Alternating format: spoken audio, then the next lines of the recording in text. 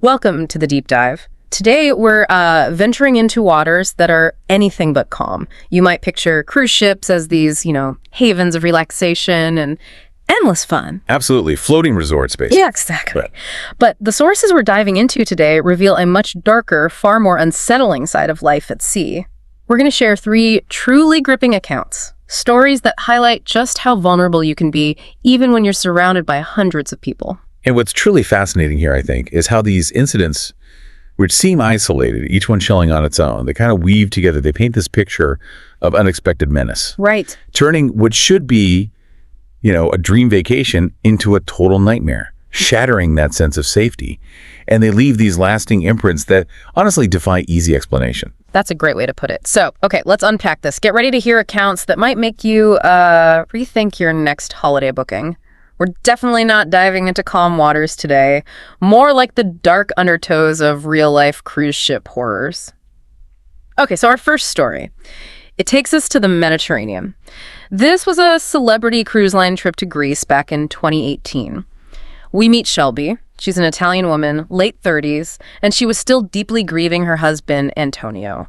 He passed away tragically about 8 years before in a motorcycle accident. 8 years is a long time, but grief, it lingers, doesn't it? It really does. And this trip, it was a best of Greece cruise, hitting 6 cities. It was actually a dream Antonio always wanted to take, so Shelby's feeling profoundly melancholy. She even admitted she was drinking pretty heavily that first night, maybe feeling a bit entitled to behave less prudently given her emotional state. Understandable, in a way, trying to numb the pain. Yeah, and it was in Santorini after what she called endless martinis at some bar. That's when she first noticed him.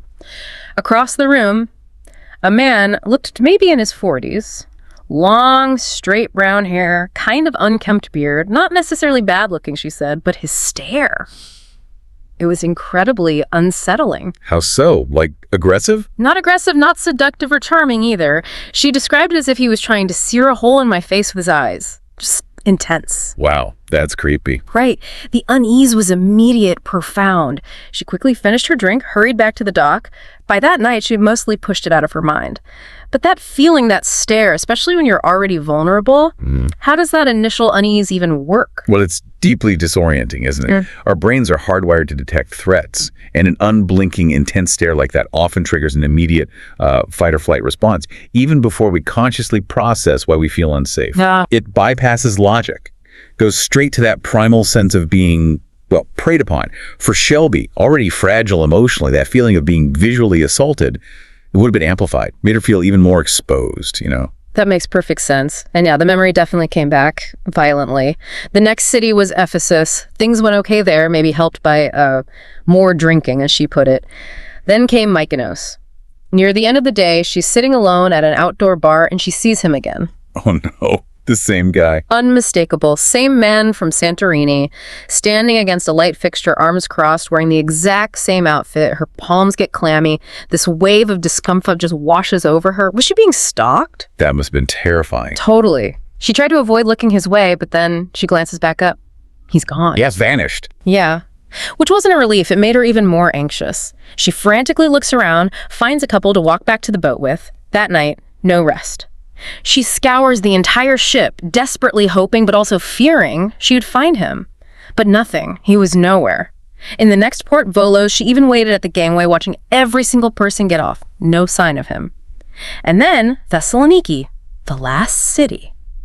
Reluctantly, Shelby gets off the ship. She's determined, right? Avoid bars, avoid alcohol. She's just wandering, looking at architecture, and then, like clockwork, there he is again. You're kidding. Nope, a few streets down, middle of the road.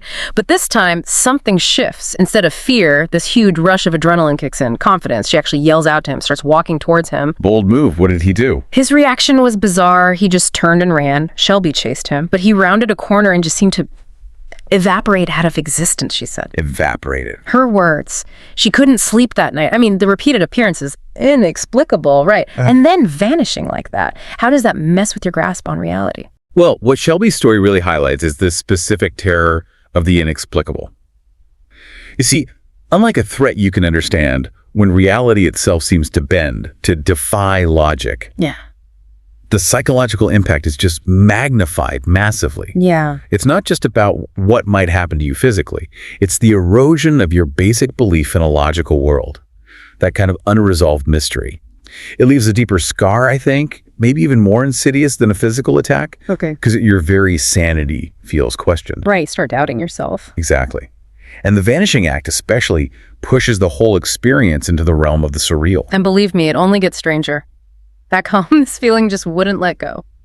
So Shelby starts researching recent police reports, missing persons ads, and then she finds it. A missing person ad for a man who looks almost identical to her stalker. Okay. But here's the kicker, his name. Antonio. Wait, the same first name as her late husband? The exact same. A cruel coincidence, she thought. She immediately calls the police, right, to report her sightings. The operator puts her on hold, then comes back, asks if she's 100% confident in what she saw. Uh-oh. That doesn't sound good. No. After this uncomfortable pause, the operator reveals the man's case.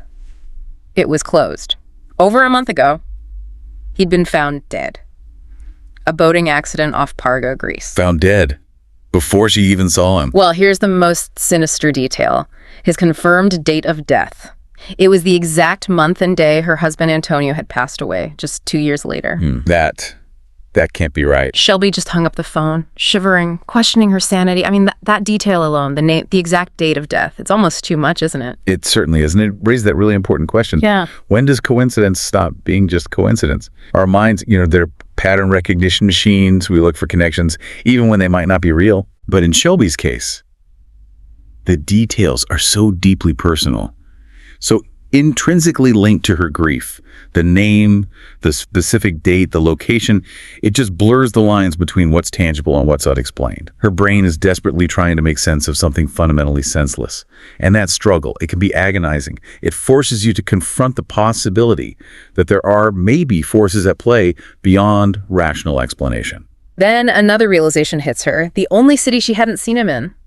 Ephesus. It's actually in Turkey, not Greece. Ah, interesting detail. Yeah.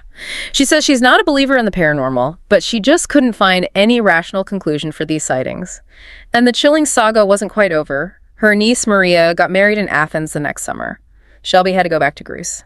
Oh, she must have been dreading that. Absolutely. And wouldn't you know it, like clockwork, he was there again, just for a split second, standing by the bar, same outfit, head pointed her way. She couldn't be 100% sure, lots of drunk people, but it was enough. She vowed right then, never stepping foot in Greece again. What a story. Just terrifyingly complex. Okay, let's move to our next story. This one introduces us to Devin. She's a senior at Rowan University in South Jersey. Last summer, she goes on a Bahamas cruise with girlfriends on Carnival. Big celebration, right? They're all turning 21. Ah, the classic 21st birthday cruise. Exactly. Their goal, she put it plainly, drink more, and have fun. A much-needed break after a stressful semester. So the first incident happens on Paradise Island, their very first stop. They're at a bar having a good time.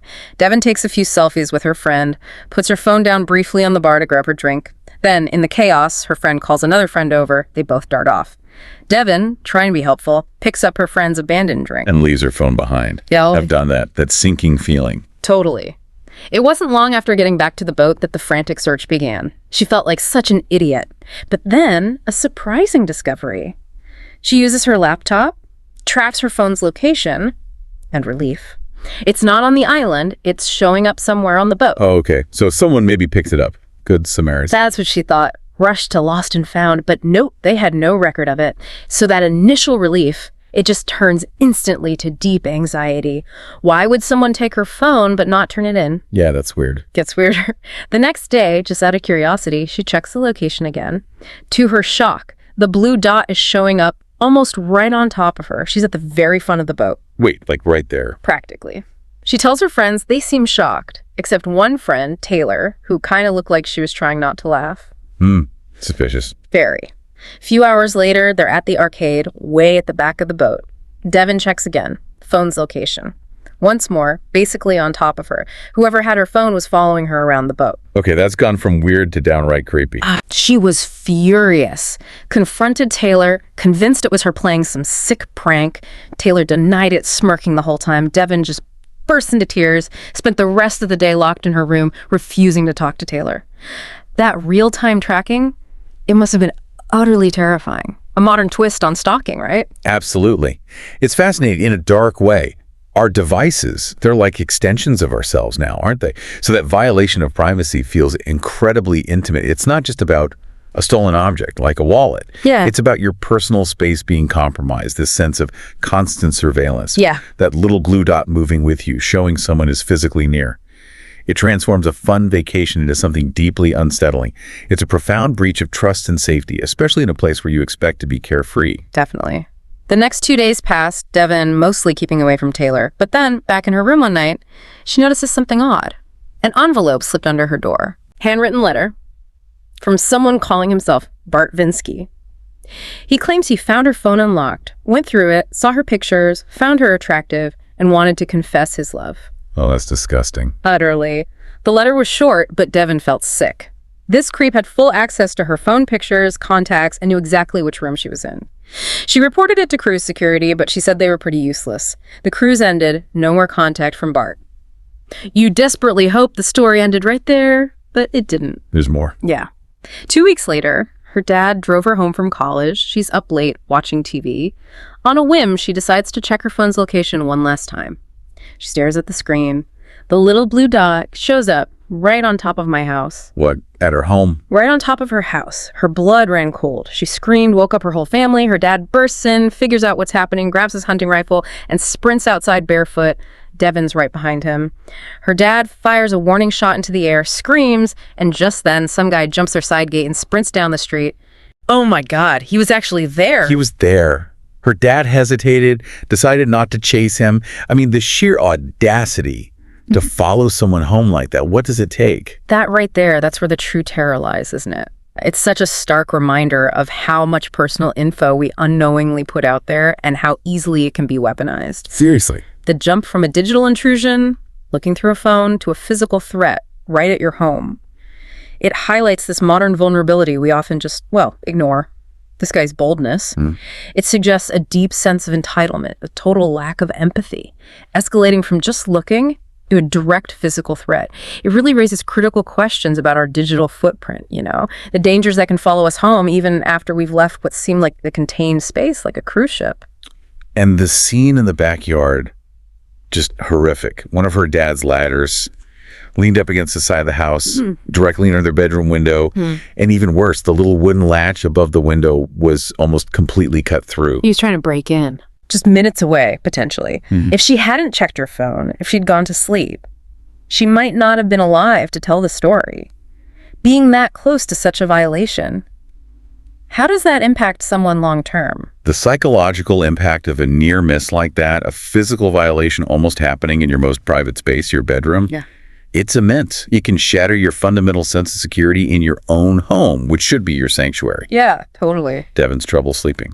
That's a very common symptom of post-traumatic stress. Yeah. The fear isn't just about what happened on the cruise or even that night. It's about the pervasive threat that this person who knows her, knows where she lives, is still out there.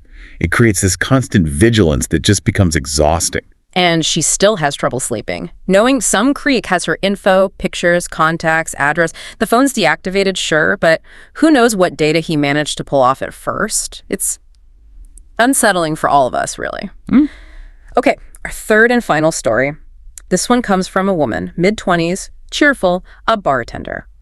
Working on a cruise ship had always been her dream. Life at sea sounded peaceful. Plus, she called herself a social butterfly. Loved hearing people's stories. Sounds like the perfect job for her then. Yeah, she landed her dream job with Royal Caribbean. This story takes place during her third tour. It was a 12-day transatlantic cruise, Miami to Portugal and Spain. Now, she was experienced, right? Knew how to handle overly flirtatious men. But one customer stood out, Sebastian. Tall, attractive, maybe 30s. Night after night, he became her last customer. Nursed his drink slowly, struck up conversations. She actually started looking forward to their late-night talks, felt a genuine connection building, noticed a kind of sorrowful look in his light green eyes. The sorrowful look, setting the stage. Exactly. On the third night, she gets him to open up a bit.